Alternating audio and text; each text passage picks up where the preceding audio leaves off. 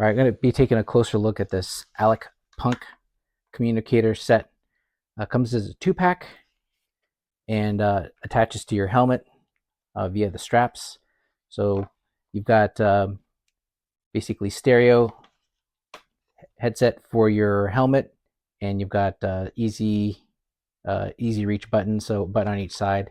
They pair as a set, so you can hear full stereo. The nice thing is you have audio and communication capabilities, built into your helmet now without covering your ears, so you can hear people around you, and you don't get any of the annoying like wind sound as you're riding with your, like if you're using earbuds, many times you're going to hear like wind rushing by. You don't get that with these, so that's definitely on the plus side. The downside though is that you have to use an application for everything, so it only works so long as you're within cellular range, so you need cellular data. So you're out mountain biking someplace remote, or on a ski slope, your mileage may vary. You may not be able to use these.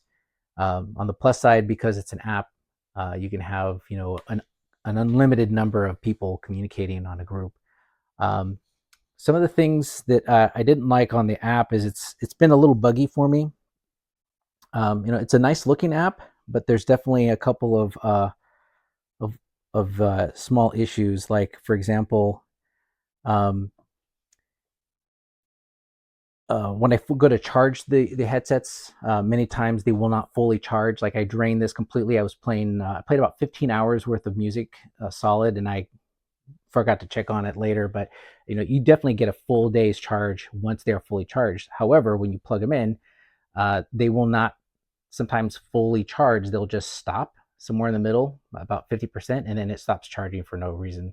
I've changed gone to different chargers. You get the charging cord but no charger. So I've tried a bunch of different USB charging devices, and sometimes it works, sometimes it doesn't. It's got like audio settings in here. It's got like an EQ setup, and I have to say the EQ does not make a lick of difference. No matter what settings I use, it sounds pretty flat no matter what. There's very little bass, kind of understandably. This is not gonna create any kind of seal around your ear, so it is pretty flat. There is no bass to be to be heard at all. And so the EQ settings are kind of laughable, because you kind of go through all the different settings, and it makes no difference at all. Um, 2 buttons, like I said, one on each side. I think you could have easily added another button on either side to make things navigation a little bit easier. The sides are flat, if you notice, and so for me, if I'm wearing sunglasses, it was a kind of a tight fit. A lot of this is going to depend on the type of helmet that you have. On mine, the straps are right up against there, and so there is very little space in between my temple and this guy. So if you're wearing glasses, then it may not be as comfortable. If you're not wearing glasses, it's very comfortable. You basically forget that they're there. So that's definitely a plus. Um, what else? Yeah, you can take calls on them. The noise cancellation, though, I was really disappointed. Um, I was out about, and the noise canceling, when I first set it up on the iPhone, it was basically non-existent. You could not tell that there was noise canceling. The other people on the line could not hear me at all. And then I fiddled around with the settings, and then I saw that voice isolation on the iPhone was disabled. I know that the wizard, when you go to set it up, it tries to walk you through that process, and it just wasn't smooth. When I did on an Android, it was very straightforward, and it worked right out of the box.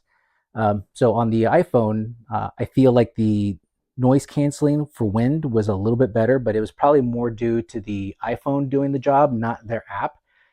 Their app, they say they've got like 3 layers of wind protection, noise reduction, and honestly, you could not tell. I mean, yeah, I get it. It's on the marketing, but it didn't do a lick of difference.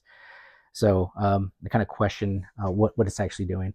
When I contacted, here's kind of the app right now. It's just kind of bugging out, not really seeing the headset. Even though I'm connected, I'm just trying to go through like the audio settings, and it's just not doing it. I might have to like close it. Anyway, it's not ready quite for prime time. I'll probably run out of time here on this video, but um, you know, read my review. Overall, I would say this is like a 3-star product, not 5 stars.